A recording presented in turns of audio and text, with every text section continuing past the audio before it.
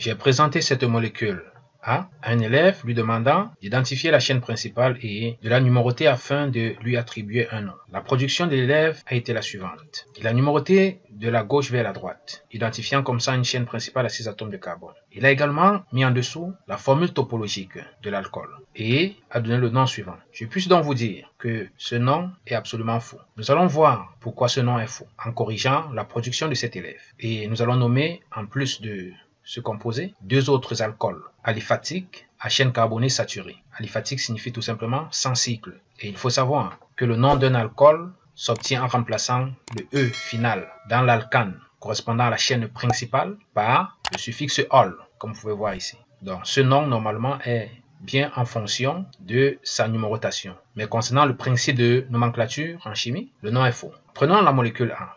On regarde le carbone fonctionnel. Le carbone fonctionnel porte le groupe OH. D'après la production de l'élève, sa chaîne principale est à 6 atomes de carbone. Alors que lorsqu'on observe, nous avons normalement une chaîne à 7 atomes de carbone. Si on commence à compter par ici, on aura 1, 2, 3, 4, 5, 6, 7. On se rend compte que le carbone fonctionnel est à la position 4, dans la numérotation de la gauche vers la droite. Chose curieuse, lorsqu'on part de la droite vers la gauche, on se rend compte que le carbone fonctionnel aussi est toujours à la position 4. Donc, nous allons avoir deux noms et choisir le nom qui convient. Déjà, pour cette première numérotation, on aura le nom 3, 6, 6. Nous avons le méthyle à cette position, un autre méthyle ici et ce méthyle. Donc, 3, 6, 6, triméthylheptane, 4 ol.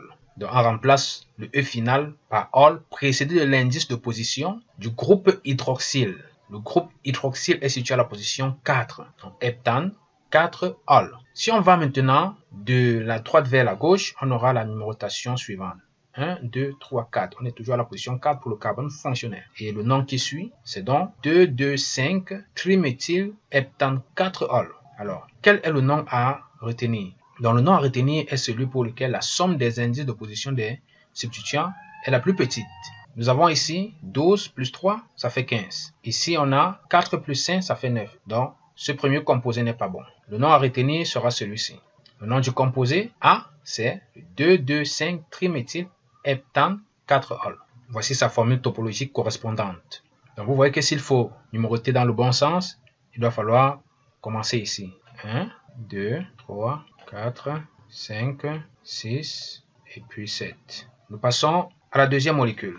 Voilà le composé B et sa formule topologique correspondante. Ici, c'est un alcool assez simple. Chaîne carbonée principale à 4 atomes de carbone. Et nous pouvons donc commencer à compter par ici, de la gauche vers la droite. 1, 2, 3 et puis 4. On voit que le groupe hydroxyle est à la position 2. Il s'agit donc du butane 2 ol. Formule topologique, la numérotation va également être débutée là. 2, 3 et puis 4. Donc il faut attribuer au carbone fonctionnel le plus petit indice. Dans ce sens, le carbone fonctionnel porte l'indice 2, alors que dans ce sens, il doit porter l'indice 3, ce qui n'est pas bon. Nous passons à la molécule C. Donc dans ce cas, la meilleure numérotation est celle de la droite vers la gauche. Voilà la chaîne principale la plus longue. Le nom correspondant, c'est donc quoi? On a le méthyle à la position 3, dans le 3-méthylhexane 3 ol. Voilà le 3-méthylhexane 3 ol. Voilà également la numérotation correspondante sur la formule topologique. Donc voilà, c'est tout pour cette nomenclature des alcools aliphatiques à chaîne carbonée saturée. Si vous l'avez aimé, n'hésitez pas à vous abonner si vous êtes nouveau et à activer la cloche de notification. Laissez un commentaire et surtout un pouce bleu. Au revoir et à la prochaine.